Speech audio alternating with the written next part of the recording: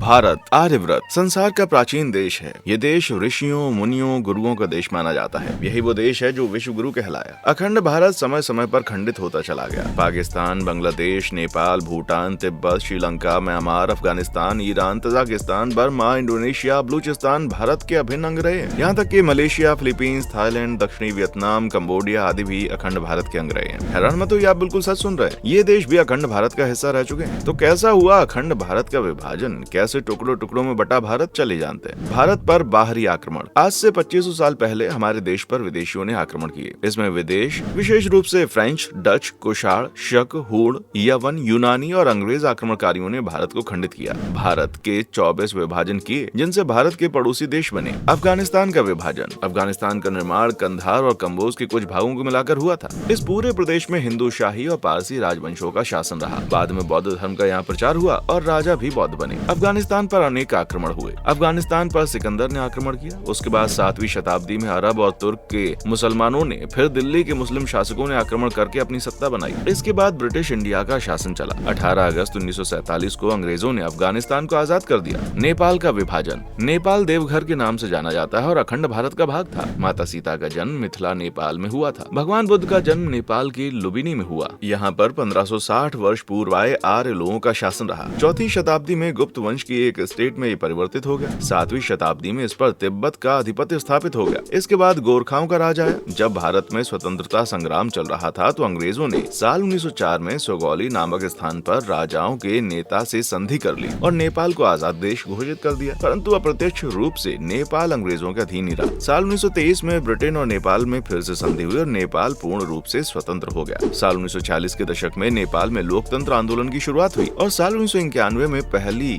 बहुदलीय संसद का गठन हुआ। इस तरह नेपाल में राजशाही शासन का अंत हुआ। नेपाल दुनिया का एकमात्र हिंदू राष्ट्र था। वर्तमान में नेपाल में वामपंथी वर्चस्व होने के कारण धर्मनिरपेक्ष हो गया है। तिब्बत का विभाजन। अखंड भारत में तिब्बत का नाम त्रिविष्ट था। त्रिविष्ट में ऋषिका और तुषार नामक राज्य हुआ करते थे। तिब्बत में पहले हिंदू धर्म, बाद में बौद्ध धर्म का प्रचार प्रसार हुआ। आगे चलकर तिब्बत बौद्ध धर्म के लोगों का प्रमुख केंद्र बना। सन 1207 में शाक्य वंशियों का शासन प्रारंभ हुआ। 19वीं शताब्दी तक तिब्बत ने अपनी स्वतंत्रता सत्ता को बचाए रखा। सन 1907 में ब्रिटिश इंडिया और चीन में बैठक हुई। तिब्बत को 2 भागों में बांट दिया गया। तिब्बत का पूर्वी भाग चीन को और दक्षिणी भाग लामा के पास रहा। भूटान भारत का अभिन्न अंग था। भूटान भौगोलिक रूप से भारत से जुड़ा हुआ है। भूटान नाम की उत्पत्ति भी संस्कृत में हुई है। भूटान में वैदिक एवं बौद्ध धर्म के मानने वाले लोग रहते हैं। साल 1906 में स्वतंत्रता संग्राम के समय अंग्रेजों ने सिक्किम और भूटान को अपने कब्जे में कर लिया। इसके 3 साल बाद समझौता हुआ कि ब्रिटिश भूटान के आंतरिक मामले में हस्तक्षेप नहीं करेगा, लेकिन भूटान की विदेश नीति इंग्लैंड द्वारा तय की जाएगी। अब भारत जब 1947 में आजाद हुआ, उसके 2 साल के बाद 1949 में भारत ने सारी जमीनें जो अंग्रेजों के पास थीं भूटान को लौटा दी और वचन भी दिया कि भारत केवल भूटान को सुरक्षा और सामाजिक सुरक्षा देगा। बलूचिस्तान का इतिहास तथा विभाजन। बलूचिस्तान भारत की 16 स्टेट्स में से एक था। ये गंधार स्टेट का भाग रहा है। 321 ईसा पूर्व ये चंद्रगुप्त मौर्य को साम्राज्य में शामिल था। इस पर 711 में मोहम्मद बिन कासिम फिर महमूद गजनवी ने कब्जा किया। फिर अकबर के काल में मुगल साम्राज्य के अधीन ही आ गया। अंग्रेजों के काल में अंग्रेजों ने इस पूरे इलाके का कब्जा किया। सन 1876 ईस्वी में रॉबर्ट स्टैडमैन को यहाँ का